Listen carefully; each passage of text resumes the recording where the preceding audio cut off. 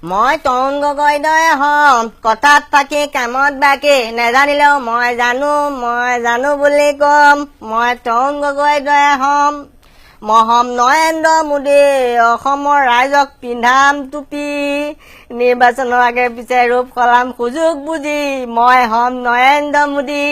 মই হ'ম মন্ত্ৰী নীলমণি কটাম নকওঁ জুখি মাখি ৰাইজক খুৱাম আঢ়ৈটকীয়া ভাত আঙুলি গণি গণি মই হ'ম মন্ত্ৰী নীলমণি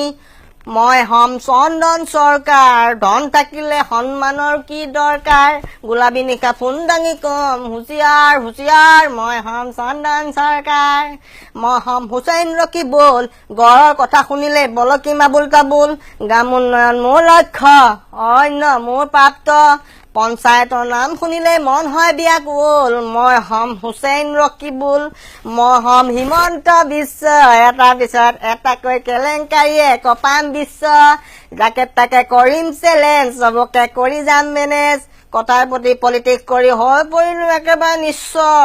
মই হ'ম হিমন্ত বিশ্ব কহয় মাধৱ দাসে মন্ত্ৰীয়ে আছে